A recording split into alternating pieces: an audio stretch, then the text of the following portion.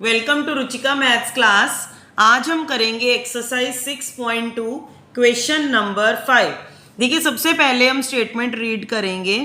In figure 6.27 PQ and RS are two mirrors. देखिए जो ये PQ है और RS है, ये दोनों मिरर्स हैं placed parallel to each other.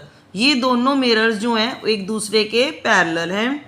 N incidental रे ए बी, जो देखिए ये जो इंसिडेंट रे है A B strikes the mirror P Q at B.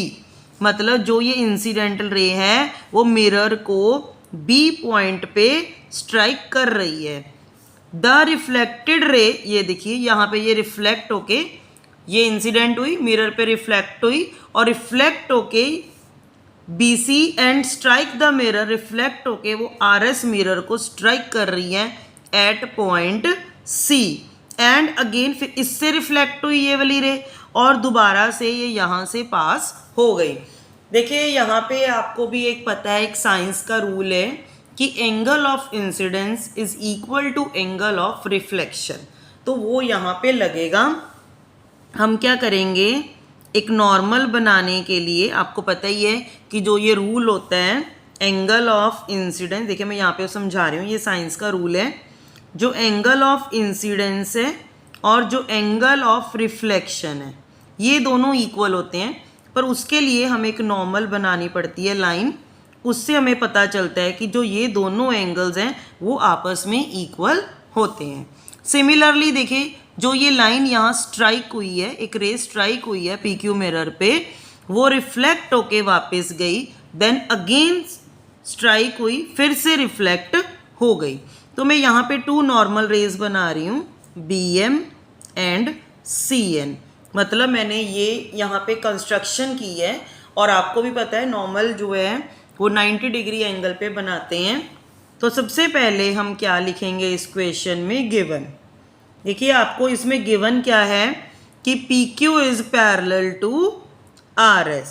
आपको ये गिवन है कि जो PQ है वो पैरेलल है RS के, और जो AB है वो इंसिडेंट रे है to PQ and BC is incident ray to RS। ये आपको इसमें गिवन है। और आपने इसमें टू प्रूव में क्या करना है कि जो AB है वो किसके पैरेलल है, CD के। AB किसके पैरेलल है, CD के। अब हमने कंस्ट्रक्शन करनी है जी। तो कंस्ट्रक्ट करने के लिए मैंने ये दो परपेंडिकुलर्स बनाए। तो कंस्ट्रक्शन में मैं क्या लिखूंगी, कंस्ट्रक्शन में है draw MB perpendicular on PQ and CN perpendicular on RS। मतलब मैंने ये वाली लाइन इसके परपेंडिकुलर बनाई है और जो ये वाली लाइन है वो इसके परपेंडिकुलर बनाई है। अब मैं यहाँ पे लिख लेती हूँ 1 2 3 4। ठीक है जी, थोड़ा इससे इजी हो जाता है लिखना। तो प्रूफ में मैंने लिखा कि जो एंगल 1 है वो किसके इक्वल है, 2 के। एंगल 3 किसके इक्वल है, एंगल 4 के। तो आपको इसका रीज़न भी लिखना पड़ेगा कि angle of incident is equal to angle of reflection. ठीक है जी, ये हमने रीज़न लिख दिया। अब आपको पता ही होगा बेटा कि जो दो हाइट्स होती हैं, अगर हमने दो पैरेलल लाइन के बीच में दो हाइट्स बनाई हैं तो वो भी आपस में क्या होती हैं, पैरेलल होती हैं।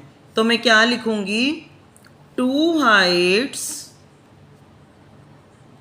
Between two parallel lines are parallel to each other.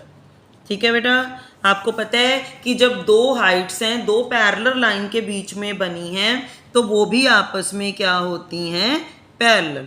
मतलब BM किसके पैरेलल है, CN के। तो अब देखो जब ये BM CN के पैरेलल है, BC ट्रांसवर्सल है, तो ये देखो ये Z बन जाएगा ऐसे, तो 2 किसके इक्वल होगा, 3 के, मतलब BC इज ट्रांसवर्सल, तो एंगल 2 किसके इक्वल हो जाएगा, एंगल 3 के। ठीक है जी, तो यहाँ पे हम क्या लिखेंगे, एंगल 2 क्यों इक्वल है 3 के, ऑल्टरनेट इंटीरियर एंगल्स। देखो बेटा जो एंगल 2 है वो ABC का हाफ है ना, क्योंकि 1 2 के इक्वल है, तो एंगल 2 की जगह पे मैं क्या लिख दूंगी, हाफ ऑफ ABC। और जो एंगल 3 है वो BCD का हाफ है। अब हाफ क्यों है, क्योंकि 3 4 के इक्वल है। ठीक है, जो 1 है वो 2 के इक्वल है, इसलिए जो एंगल 2 है वो हाफ ऑफ ABC है। जो एंगल 3 है वो 4 के इक्वल है, इसलिए जो एंगल 3 है वो हाफ ऑफ BCD है। इसमें हम रीज़न लिख देंगे बिकॉज 1 2 के इक्वल है, 3 4 के इक्वल है। अब देखिए हाफ और हाफ कैंसल हो चुके हैं, तो एंगल ABC जो है वो किसके इक्वल है, BCD के। तो देखिए अगर आपका एंगल ABC मतलब ये वाला, अगर ये एंगल इसके इक्वल हो गया तो ये लाइन इसके पैरेलल हो गई। क्यों, क्योंकि ये ऑल्टरनेट इंटीरियर है, तो कन्वर्स प्रॉपर्टी लग गई ना। देखिए अगर लाइंस पैरेलल हैं तो ऑल्टरनेट इंटीरियर एंगल्स इक्वल हैं, अगर ऑल्टरनेट इंटीरियर एंगल्स इक्वल हैं तो लाइंस पैरेलल हैं। तो हम यहाँ पे रीज़न क्या लिखेंगे, but these are alternate interior angles. ठीक है जी, अगर ऑल्टरनेट इंटीरियर एंगल्स आपके प्रूव हो चुके हैं कि इक्वल हैं, so therefore AB is parallel to CD, hence proved. ठीक है, इसमें आपने कंफ्यूज नहीं होना, ये थोड़ा सा कॉम्प्लिकेटेड है। देखिए मैं दोबारा से बता रही हूँ, जब आपने इसको पहले जो ये नॉर्मल लाइंस बनाई, तो नॉर्मल की वजह से जो angle of incidence is equal to angle of reflection हो गया, तो 1 2 के इक्वल हो गया, 3 4 के इक्वल हो गया। अब ये लाइन इसके पैरेलल है क्योंकि हाइट्स हैं। ठीक है, तो यहाँ पे Z बन गया, तो 2 3 के इक्वल हो गया।